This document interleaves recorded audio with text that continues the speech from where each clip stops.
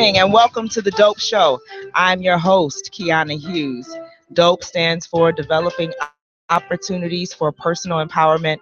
And every Monday night, we do that right here on Intellectual Radio, where we discuss the cannabis industry, the cannabis plant, opportunities to get money legally through the cannabis industry, and just all things cannabis. So I'm very excited to be with you here today. Tonight's show is going to be in a large part, a lot about the state of Illinois. That we're going to talk about the state of cannabis in the state of Illinois. Some very interesting developments or things have been revealed in the past couple of days that I want to discuss with you.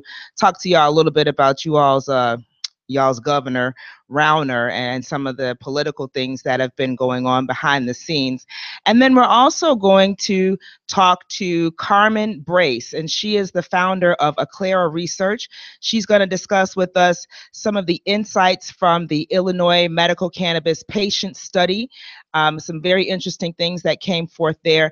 And we will have some dope money discussion tonight. We're going to talk a little bit about a couple of stocks, some things that I've looked up. I haven't shared any stock tips with you all in a while. Excuse me. And again, I don't like to call them stock tips. I'm just letting you know what's going on in the stock market with some of these less expensive cannabis stocks. So again, it's going to be a great show. If you're watching, please share and share with your friends on Facebook Live. Tell everyone to tune in.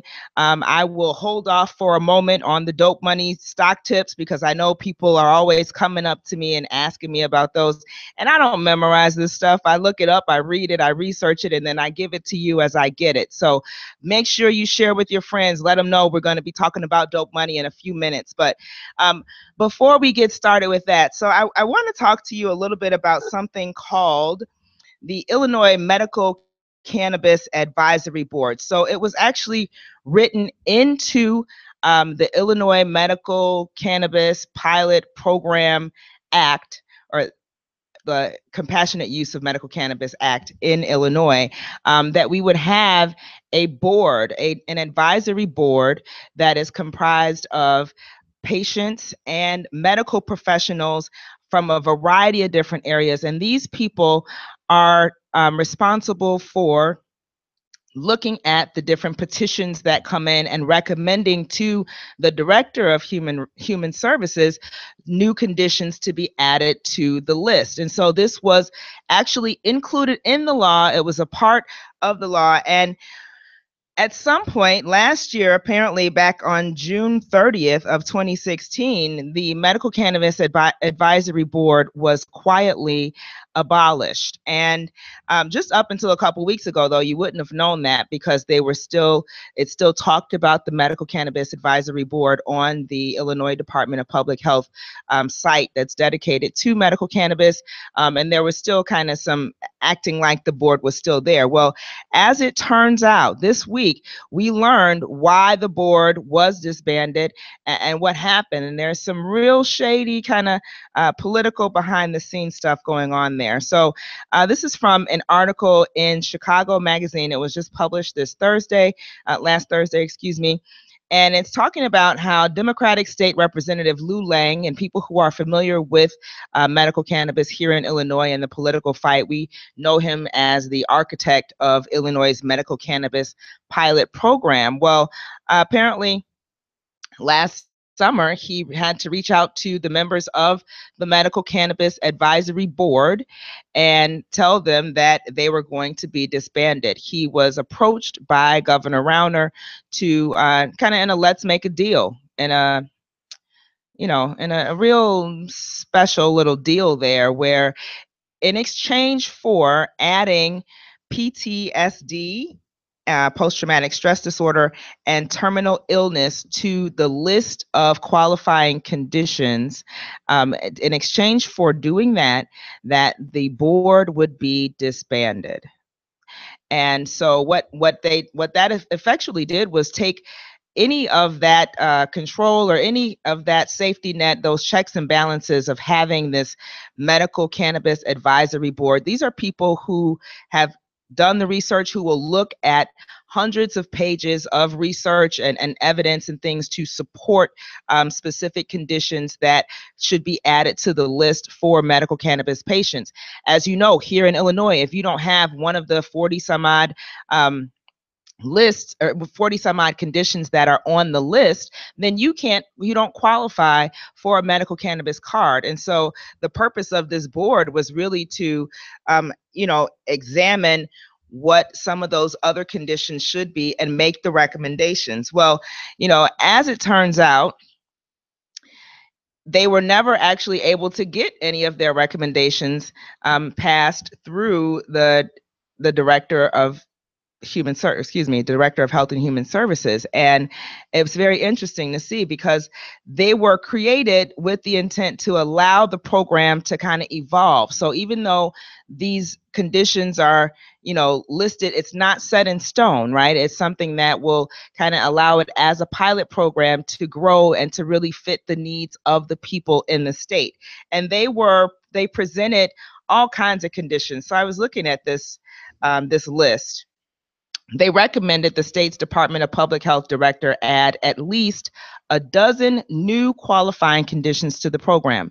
Those conditions included autism, chronic pain syndrome, irritable bowel syndrome, PTSD, chronic pain due to trauma, chronic post-operative pain, intractable pain, migraines, and osteoarthritis. And all of the recommendations made by the board to the director were rejected, and several of them were rejected multiple times. And so in a pay for play, I can't really call it anything else, and kind of a pay for play deal, Rauner comes to the board, or comes to representatives of the board, and says, hey, we'll give you these two conditions, terminal illness and PTSD, if you will get rid of the board. Oh, and the other part of that was that they would extend the program for another 3 years if you will get rid of the board. Ladies and gentlemen, that just is shady. I don't know any other way to say it. I don't know no other way to call it. It really just kind of is very disheartening, and it really points to just how political things can be. People have so many different motivations for wanting to block us, from wanting to block cannabis, from wanting to stop conditions from getting on the list. In order for them in order for you to even do a petition to get conditions on the list, there's a lot of paperwork. There's a lot of, not just paperwork, but you have to present your research. You have to, as much information as you can of why this particular condition can be helped, and how it can be helped with cannabis. And so, you had this board, and their purpose was to review these petitions and to make recommendations on the patient's behalf. And so to just remove that out of the way, take that board completely out of there, and really even to find out at this point that they really didn't have a lot of power anyway. It was just kind of a board in name, and their hearts and their minds and their passions were in the right place, but they were just being blocked by some political moves. Well, as it turns out, there are 7 different lawsuits that have been filed by petitioners against the state to add these other conditions to the list of debilitating conditions. So the 7 lawsuits are for irritable bowel syndrome, migraines, post-operative chronic pain, polycystic kidney disease, autism, osteoarthritis, and intractable pain. It took a judge to get PTSD added to the list, just to show you just how serious it is there. So stay tuned for more information on that. There are some, members of that former advisory board. They are speaking out more. They are really trying to expose what's going on there. I'm hoping to get 1 or 2 or 3 or 4 of them even on the show, so we can really discuss that and really enlighten us about what is going on behind the scenes. And this is also why, ladies and gentlemen, it is so important for you to get out there and to vote, and to know who you're voting for and what they stand for. Bruce Rauner has been a roadblock. He has been a complete just bottleneck for this program ever since he got in office. He has not been supportive. He won't even really answer questions on whether or not he does support it or whether or not he is, for the program. And we put him in there. I mean, he's there because people voted him in, and we really have to be mindful and careful of that. And not just with the governor. Look at your mayors, look at your congress people, look at your senators. There's a lot of people out there that have, some control and some influence over the way things go. And so we really got to be careful and scrutinize everyone who's coming to us and trying to get our vote, right? Don't just let people come to your church and act like they're all for you during election time, and you're not holding their feet to the fire. You're not requiring anything of them. So anyway, I'm getting off my soapbox. I just thought I would share that with you all. This is some very interesting information here, even in light of all the opioid. You hear about all that. We talk about this opioid epidemic and how horrible it is, and all these things. Everybody is just in an uproar.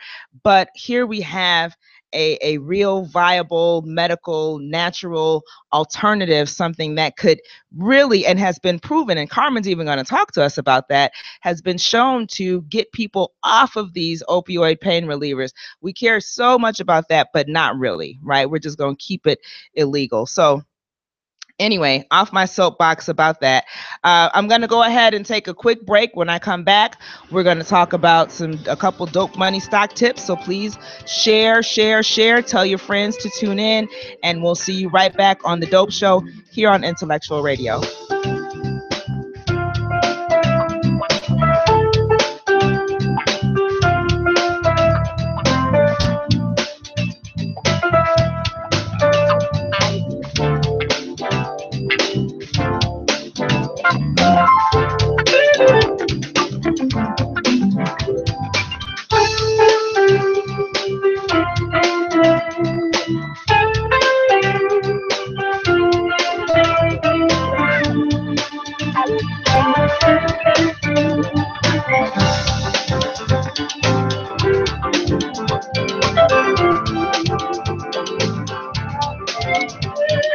And welcome back to The Dope Show. It's time to talk about dope money. So the part that everybody loves when I sit down and I talk to you guys about some of the cannabis stocks that are in cannabis-related stocks that are in the news.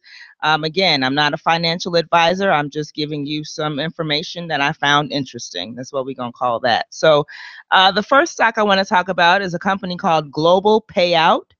Their stock symbol is GOHE, and its majority-owned subsidiary, MoneyTrack Technology, has completed an agreement with HSmart, and they are a division of Marijuana Company of America, who is a developer and distributor of CBD products. And so HSmart is going to use MTRAC's financial technology platform to pay commissions to their affiliates. So really good. They're actually going to be able to use some, banking and some, credit transactions to pay their affiliates and the people that are working for them.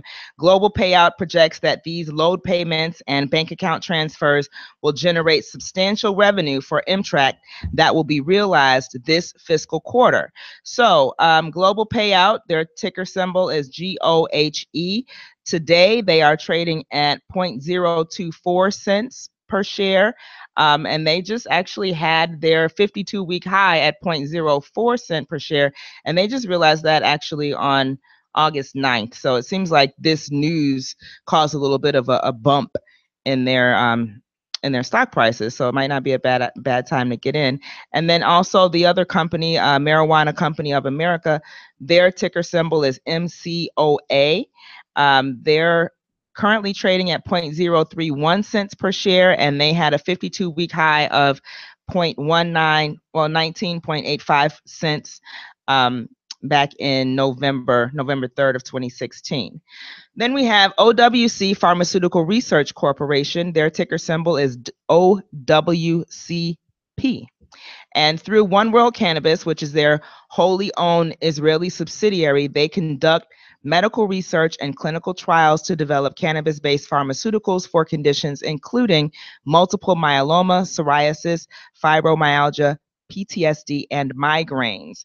Earlier this summer, they announced an agreement with Medic Innovation Partners to introduce a cannabinoid-based topical psoriasis cream in the German market. So if you have been looking into cannabis, medical cannabis especially, it has been, Israel is like the leading place in the world for cannabis research. They are way advanced. They've been doing this stuff for years. There are people who have been studying the endocannabinoid system and cannabis and how it works for health and wellness for a variety of diseases. In Israel, they've really been on top of this thing way far before we got into it here in the United States. So good move on OWC Pharmaceutical Research on their part. For just being able to do that, especially with something like a topical cream. I know a couple people with psoriasis and eczema and all kinds of skin conditions. So being able to get something like that on the market is kind of a big deal. So it's there in Germany. Hopefully we'll get some here in the States soon enough. Their ticker symbol, again, OWCP, and they today are trading at 0.3113 cents, so about 31 cents. They had their 52-week high of $3.23 back in February, on February 22nd of this year. So that's a big jump. But it looks like they were doing pretty good back in February, and now the price is low, so you want to buy low, sell high. And then finally, the American Cannabis Company, and their symbol is AMMJ. They are a full-service business-to-business consulting solutions provider and seller of ancillary products to the cannabis industry. So earlier this month, they announced that they have secured its third client in Arkansas to provide pre-licensing solutions. And this includes financial pro forma modeling, plan creation, facility conceptual design work, and completion of state licensing applications. So they expect to be able to leverage these contracts to obviously generate more revenue, right? They're, opening up the market there in Arkansas, helping people to get off the ground running. They're going to use that to generate more revenue streams through additional consulting agreements. Currently, today, they're selling at about 70 cents per share, and their 52-week high was $2.10, and that was in November 8th of 2016.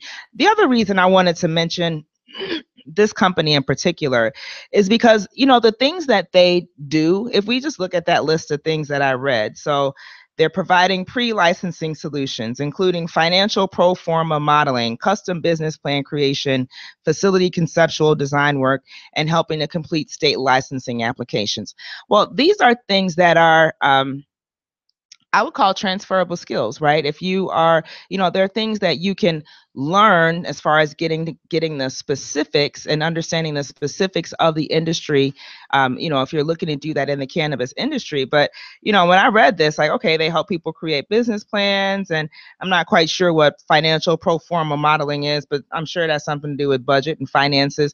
These are things that anyone can do. If you could possibly have these skills if you know how to complete applications for any other type of state agency or state licensing thing. You can transfer those same skills. So just thought that was kind of an interesting company that they've kind of used they've taken that and used it to be a consulting company specifically for the cannabis industry, and they're doing pretty good, I would say.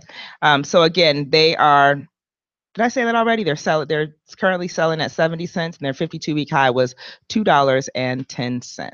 So that's all I have for Dope Money today. We're going to take just a real quick break. And when we come back, I'm going to be talking to Carmen Brace. She is the founder of Aclara Research, and she is going to talk to us all about the patient survey for the patients here in Illinois. Can't wait to talk to her. So stay tuned. Share, tell your friends, call everybody, all of that. We look forward to seeing you. We'll be right back.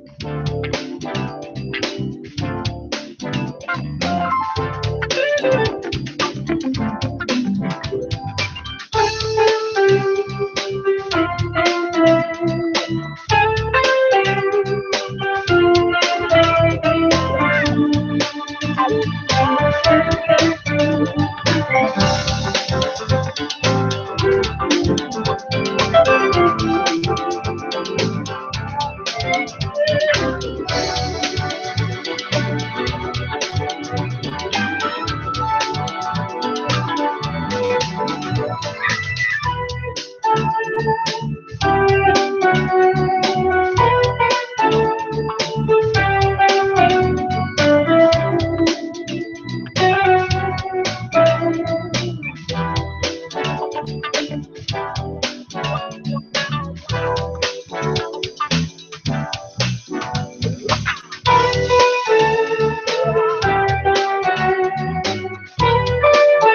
welcome back to The Dope Show. I'm your host, Kiana Hughes. We are here today with Miss Carmen Brace, and she is the founder of Aclara Research. They are a company that provides cannabis patient and consumer insights, and she is going to talk to us a little bit about her journey and her projects and the things that she's working on, and I'm really excited to have her here. So welcome, Carmen. Thank you very much, Kiana. I'm thrilled to be here tonight. Yes. Interesting enough, Carmen is one of the first people that I met in the industry back a few years ago through the Women Grow thing, and she would come and give talks to us, and I was really just, even then, I was so inspired by you because your spirit and your passion for what you do is like palpable, like it's there, so from the very beginning, I'm like, oh yeah, she is going places. Thank you.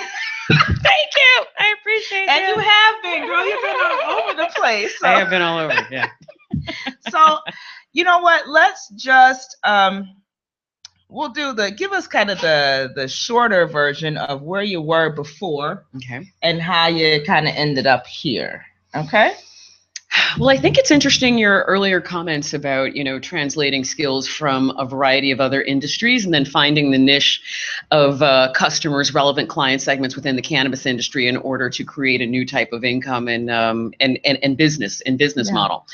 So my experiences was in the food and beverage industry. I worked for a variety of companies, 3 exactly, Conagra Foods, Campbell Soup, and the Wrigley Company. Started my career, selling displays of Campbell Soup across the Illinois, Michigan, and Indiana area. Good. Yes, absolutely. Absolutely. Very, very devoted to the soup. But in any case, throughout my career, I was very happy to have a variety of functional assignments. So started in sales, then moved into sales analytics, sales management, increasing levels or increasing teams across the regions, and then really understanding the intersection of sales analytics, client objectives, and the portfolio of the company that I was working for. So what do we have in common? So as an example, if we think about, frozen food and Walmart. Mm-hmm. If we think about, the person that shops at Walmart, what they want out of the frozen food section, and then we think about, what we do at Campbell Soup or Conagra Foods or Wrigley, whatever that company may be, that's really, really unique to that category. Okay. And then we mine a variety of areas of consumer data to understand how people think about dinner, how they use products. And then we come up with solutions that really, really work for collaborative solutions for joint growth and development within our retailer partners. So is this like, how you get those random surveys? This is a part of it. We're like, very near and dear to our hearts. How much money do you make? How many kids do you have? What kind of snacks do you like? Do you like this? Do you shop for that? How often do you go? That kind of stuff. That's a really big part of it, right? That, one-on-ones with consumers to talk to them about their experiences in the entire, path to purchase journey of purchasing food. And after about 20 years within the consumer packaged goods industry, I love the skills that I was able to accumulate and the experience from a career development standpoint, but I really wanted something new to think about. So I took a sabbatical, and that took me to have more and more exposure to the world of cannabis internationally as well as throughout the U.S. Okay. And then it was about 2 years ago exactly, that I took a trip to Denver. And then I began to interview retailers, manufacturers, as well as distributors or growers to understand that this was the next consumer packaged goods industry. So I came to this industry with an adult use perspective, but through my self-education, spending time in Michigan where I first started working, patient support groups, more time in California and Oregon, et cetera, I realized that there was a focus around the medical marijuana patient that was really significant. The medical marijuana marijuana patient is the most underserved within the healthcare system. Yeah. For a variety of reasons, which you've talked about today, particularly around, the dynamics of the Medical Cannabis Advisory Board, this needs to be like a first line therapy instead of a last, Absolutely. a last, Resort. a last ditch resort, right? Yeah. Right. So throughout the past year and a half, that really brought me to the cannabis industry and being able to share insights around why patients use cannabis, how they buy it, their experience at retail, how legislation can positively or adversely impact the patient experience, and then kind of really translating lessons from across markets. Because it's kind of funny in the US, when you work across markets in cannabis, it's like working internationally again. It's completely different regulation, Yes. different condition All lists. the markets are different. Every state is different. Absolutely. What now that's a really interesting, like, it's a really interesting niche. Is there competition? Are there other businesses that do this? I think so, although I think our approach is somewhat unique. Okay. If you think about, there's a variety of like really great analytics and insights organizations in the cannabis industry right now. One of them, the most notable and that have raised the most amount of funding, you think about BDS Analytics out of Denver, Colorado. Mm-hmm. They have a statistical projection model that allows them to capture market projections of Washington and Colorado. Headset is another organization. Okay. The two of the guys that were the founders of Leafly also developed this new organization, very similar to what the BDS does. A few others as well. The Brightfield Group, they're based in Chicago. Okay. Well, I guess these are things we wouldn't know if you weren't like, how would we know? Yes, right? yes. Good to know those names of those companies, though, right? Because I always tell people, figure out the companies that do the thing that you want to do. There are some other, I don't know if they're consumer packaged goods. What was your thing? Yeah, consumer packaged goods. There's someone else out there right now that's doing that, and they're doing it for like not even something as fun as soup. They're doing it for like bread. Yeah, which can be fine. It can still be fine. I love bread. Now we're eating bread again, so it's a little bit more exciting. We can eat bread. Oprah said. We can have a sandwich now. But they're thinking about, oh wow, this is something that I can do for cannabis. This is something that I can do in that industry. So very interesting. So tell me about some of the things that, first of all, you said that you were exposed to cannabis in the international markets. Well, tell me a little bit about that experience. So I was living in Madrid for a period of time actually 3 years ago. Yeah. Throughout that period, I was doing consulting with an international organization around a few different categories, not cannabis related. But when you think about the normalization of the cannabis plant in Spain, particularly with throughout the Fundación Cana, similar to what you were talking about in Israel, another country that has really been focused on cannabis research. And then this company that I was working with was based in the Netherlands. So we're all familiar with Amsterdam, right? Yes, and not that Amsterdam is, the size of the universe. It's just one small part. But, Netherlands, really famous for their CBD exports, really great quality. Yeah, all of those things. And then again, a high level of normalization around using the plant as a first route of alternative, as well as one that can be used for well-being and relaxation. Okay, good. So what is it that you do? You do any international studies and stuff now, or you just like focus in the States? Yes, right now we're focused on the United States. Our panel is about a 700-member panel of medical marijuana patients and consumers that take surveys for us. And we are our primary our states are Illinois, Michigan, Oregon, and Colorado. Okay. We don't have any international presence yet. Yet. It's on the way. It is on the way. It's happening now. Somebody is watching internationally. I totally think you're right. Yeah, that's absolutely happening. So let's talk a little bit about what we learned from the study that you did in Illinois. I talked about it briefly on the Dope Show during one of our little intro things, but what did you learn when you studied the people in Illinois? What are we doing here? So what I found that was lacking in the cannabis industry was an understanding of like how consumers experience the go-to-market strategy that's created by our regulations across states. Yeah. So if we think about how we make that more accessible to people, because there's a lot of data that can really be at a very high top line level, but we want to create data that people can really understand, that like resonate with what they know to be true, because most of the conclusions from the study were just that, things that we've heard anecdotally, but we know we live in an area, we live in a time in which we need to quantify facts in a way that help us create the reason for being for a lot of the activity and forward thinking work we're doing in the industry. Yes. So the Illinois patient experience study was the first one conducted in Illinois. About 300 patients that we had participate, which was about a little bit less than 2% of the patient population at the time of fielding in March. That study focused on several areas: demographics, purchase experience, usage behavior, how am I using the product, the need state, why am I using the product, my experience at retail, like how am I engaging with people at retail, product assortment, pricing, things of this nature, and then finally the experience in the healthcare system. So what types of conversations, relationships do I have with my primary care physician? How is my experience of being certified as a cannabis patient? Like, is that a difficult one? Is it how is that being experienced as a person? And we asked about we asked about 71 questions about all of those areas. Okay. I will add one area that we wanted, because Illinois has very unique testing regulation. We require a full cannabinoid and terpene profile, that being 7 cannabinoids and 12 terpenes. We did ask patients for the batch code data to understand what types of profiles of products are associated with various need states. Okay. So we could kind of delve into a bit more detail later on that.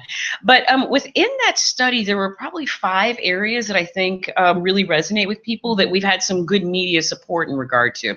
The first one is similar to what you were discussing around the addition of the chronic pain or a variety of conditions by the Medical Cannabis Advisory Board. We have 41 conditions, but they're very narrow. Hence all of the research and the work that the MCAB did to add more conditions. Yes. Especially you think about the number of people that suffer from osteoarthritis, and that the fact that if one had a topical, similar to the company in Israel you were mentioning, like I personally, I have it. It's I have osteoarthritis. So a lot of us do, right? Now. And wow, what a difference a topical can make in allowing a higher range of motion and productivity and to do the things that you want to do physically. But to that point, despite the fact that chronic pain is not a certified condition, 86% of the patients surveyed suffer from the classic symptoms of chronic pain. So if we go back to the National Institute of Health, the CDC, we talk about anxiety, back and joint pain, leading symptom trouble sleeping. The CDC says that insufficient sleep is a public health problem. Right? Oh, yeah. And then we think about, anxiety, things of this nature, ongoing body ache, particularly amongst the fibromyalgia cohort in this state. We're the only state to have that as a named condition. So despite the fact that we don't have chronic pain, 86% of people are experiencing chronic pain. We need to have chronic pain on this. We do. And not just chronic pain because the chronic pain is just symptoms of these different conditions. But if you're treating chronic pain if it's pain that's working for one thing, it'll work for the pain for something else too. It absolutely will. And we know as a country that, chronic pain is it's a productivity issue. Yeah. It's a GDP issue, right? Because so it's lack of sleep. Yes. Matter. Yeah. So all of those dynamics. Then secondly, we found that 33% of respondents were able to eliminate all use of prescription drugs. That is awesome. That's significant, right? That's huge. We can contrast that with Michigan. Our previous studies in Michigan, we asked very similar questions. Now, Michigan is a chronic pain state. Only 8 conditions within that state. However, about 48% of people in that state indicate that they were able to eliminate all usage of prescription drugs. Now, and you know what? Say that the thing that's interesting about Michigan, as far as their numbers, right? Yeah, so a lot of people don't know it, but Michigan's a sleeping giant, right? Yeah. Because Michigan has over 240,000 patients within their registry, second only to California. That's amazing. It really is. And they only have 8 conditions. And they only have 8 conditions, and they don't require any fingerprinting. They don't require fingerprinting. Yes. So I'm sorry. So carry on back to that, but such it's significant because we have a very mature market in the Midwest, right?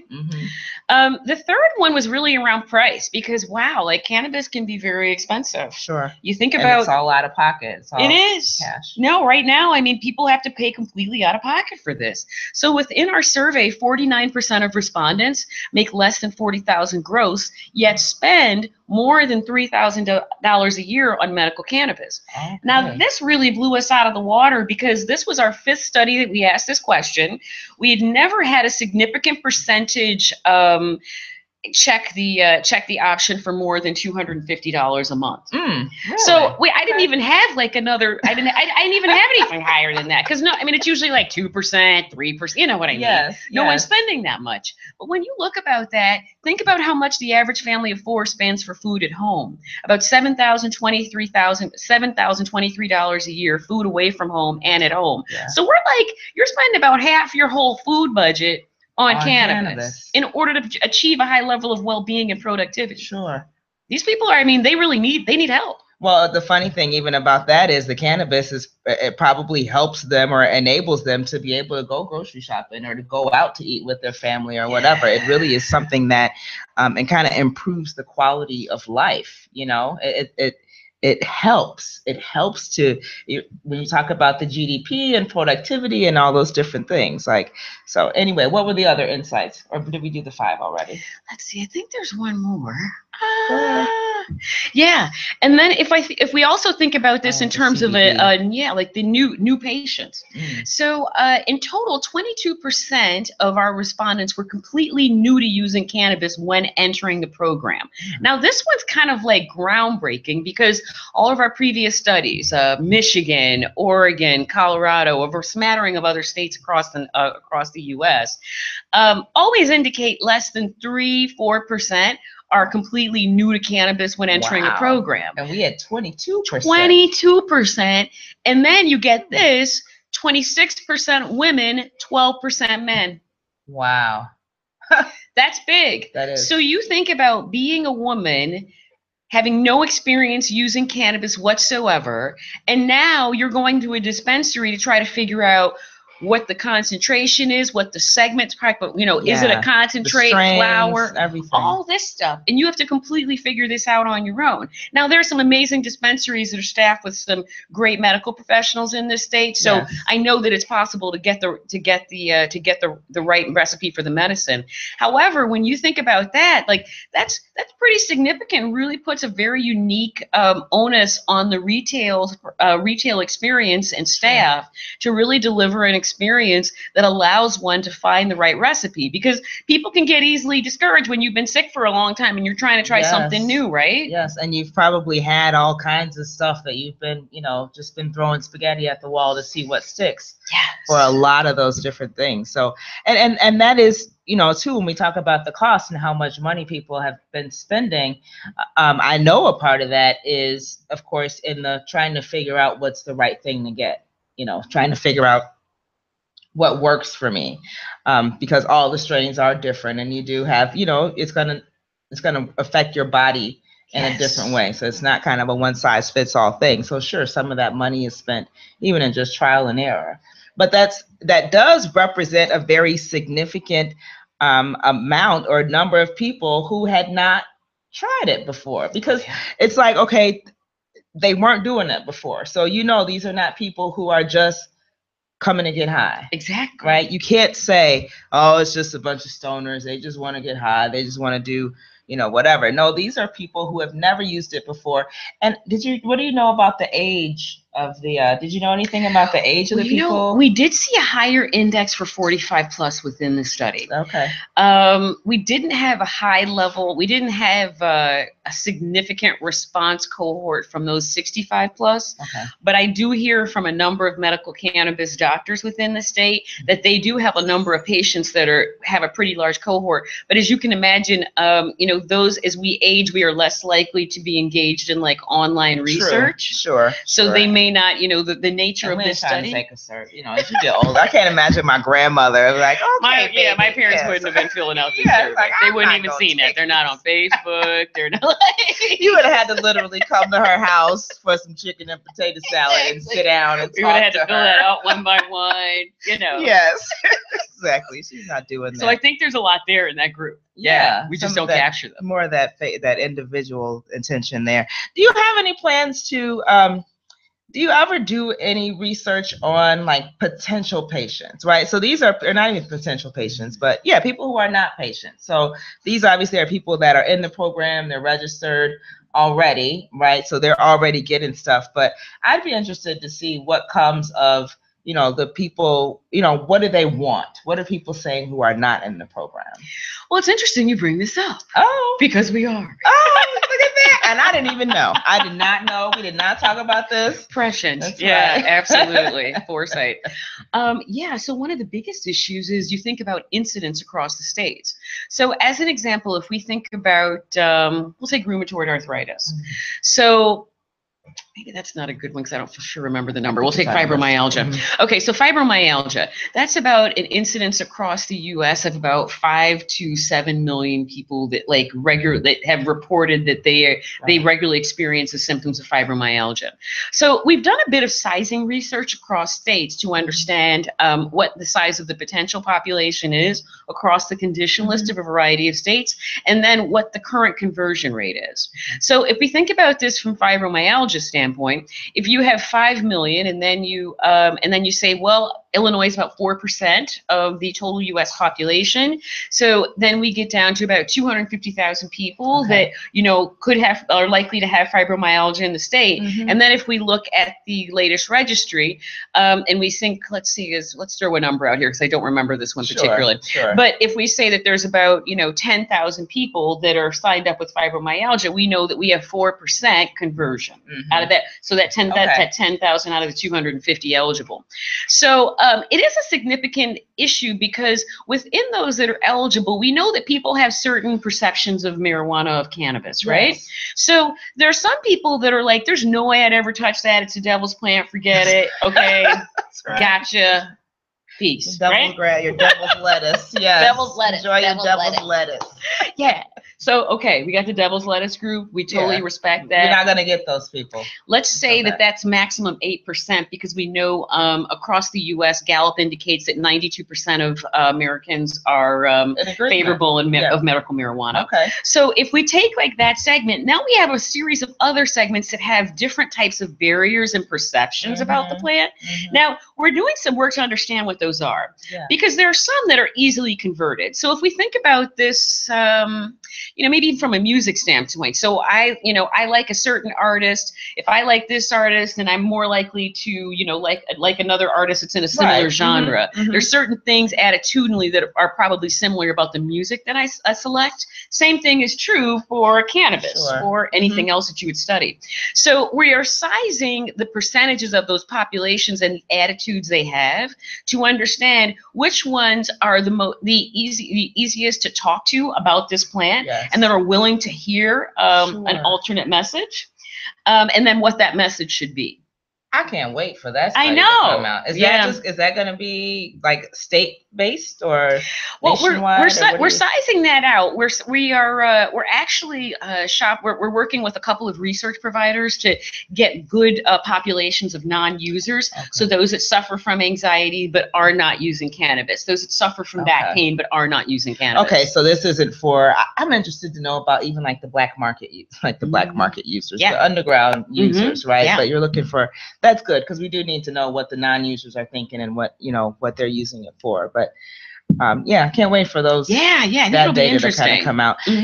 One other thing, I was speaking to a group of mental health professionals a couple weeks ago, and I used some of your research and some of your points there, but there was first of all, there is nothing really in the law. The psychologists and the social workers and stuff, they were really wanting to know do they have a duty to report something, or what is their responsibility and all that. So I'm scouring, I'm looking through the law, there's nothing really for them. There's no requirements for them. But I noticed it's because there's only really one mental health condition on our list, and that's PTSD. But when we look at the data from the research that you did and the surveys you collected, people are treating anxiety and depression and that, all these mental health kind of conditions that also go along with some of the physical health conditions.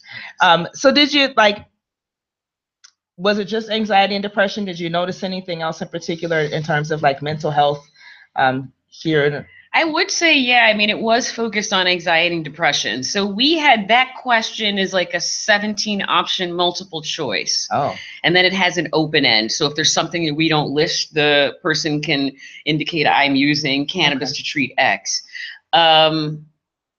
But yeah, I would say from a mental health standpoint, it really was anxiety and depression. Yeah. It'd be nice to get those things on the list. You know, people they'd be so quick to give you something, some kind of psychiatric drug or some kind of medicine, a Xanax or something to calm you down. But, you know, you could just possibly smoke a joint or vape or eat a cookie and help you with that. Yes. Okay, so last thing, I keep saying that. I really mean it this time. I feel like Billy Blanks on Typo. He's always like, five more. Yes. I remember that. I did that. You're like, every time you're like, you just said, come on, dude. I don't want to do any more reps. 5 more. Okay. So what's been the most valuable lesson that you've learned? Like it seems like, first of all, it seems like you've been doing this for a long time. So it's amazing to me that it's been the times that it has been. But what's something that you know now that you wish you knew back in January of last year or when you first got started? I could broaden it out to I feel like right now I'm really learning a lot about how to make sure that you create a product that is actionable and relevant to your key client segment. Okay. So I'm kind of going back to, where we started this discussion about whatever your core capabilities are, how you leverage those within the cannabis industry. This one has been wow, this is talk about running down the dream. Mm-hmm. I mean, meeting so many people across the industry, really understanding, doing so many stakeholder interviews across a variety of different verticals in the industry to understand the perspective, meeting people across each market to understand how we could create connections that would allow us to field this research in a bigger and bigger way. Yeah. The one thing that I have found to be the biggest lesson for me is the importance of the level of connection across varieties of areas in this cannabis industry. Just because I'm on the research and, the retail patient usage doesn't mean I don't need to know a lot about grow lights, that I don't need to know a lot about what the regulation is from a financial standpoint that may impact marketing regulation as well. Everything is so intricate. And what I'm very thankful for is that all of those points of connection have allowed us to really refine the recipe of a winning client deliverable. I think in a pretty quick amount of time. Who are your clients? What kind of companies are your clients? We have clients within the cannabis industry and those clients outside of the cannabis industry. Okay. Because if we think about it, if I have back pain as an example, I may have been using some type of over-the-counter medication or a prescription drug to alleviate that. And if I find that cannabis is a more effective alternative, I will no longer be purchasing from whatever store or prescription of choice because I'm going to be shifting my spending to another industry. So we're best at work in terms of identifying the adjacent categories that are impacted by cannabis expansion. Those within OTC, over-the-counter medication, those within the pharmaceutical industry, of course, we can see that directly. And then also in the food and beverage industry, functional food as medicine. Okay. Because a lot of people are using cannabis, particularly CBD, in regard to a proactive healthcare regimen. Absolutely. Yeah, so it's not, as we all know, but not many others do outside the industry, it's not just about because everybody wants to get high. Right. There's way more stuff going on with this plant. So I would say that's probably the biggest lesson. I'm just thankful that all of our contacts have helped us, really dive on that quickly. That's awesome. So where are you going next? What's going on with you next? Well, we are fast at work, working to close a number of client proposals. Really happy for the entrees that the Illinois Patient Experience Study has opened for us across the cannabis industry and beyond. And then really working on studies that, we talked about today, as well as a few others, to really help others in the industry and outside of the industry understand the significant impacts of this plant on everyone's business model. And I will say, like I said, I've used your stuff during my own presentations, and it really does help to break it down to tell people, because the big part of the education piece is to explain to you why would you want to? You know, if it's not about getting high, why else would you want to do it? So thank you for the work that you do. I can't wait for that new survey to come out and give us some more insights on that. How can my audience support you? How can they find you? How can they, what do you need? You need investors, you need volunteers? Like, Well, you know what we what really can we love? do? We really love your audience to join our Facebook page. Awesome. Tell us where to find you. Yeah, so if you would go to a Facebook and find us at Aclara Research, please like our page. In the next couple of weeks, we're expanding our panel. We do pay patients and consumers to take surveys for us over time, and we are beginning to expand that panel. So in the next couple of weeks, we'll be sending out more information to that Facebook group as well as the other groups in which we leverage for patients and consumers. Awesome. And whatever you put out there, I'll definitely share on Two Dope Chicks and on the Dope Show. So just keep me posted. Thanks. So, all right. Thank you so much, Carmen, for joining me. This has been the Dope Show. Thank you all again for a great night. I look forward to talking to you all next week. Have a great evening, and we will see you next week. Take care.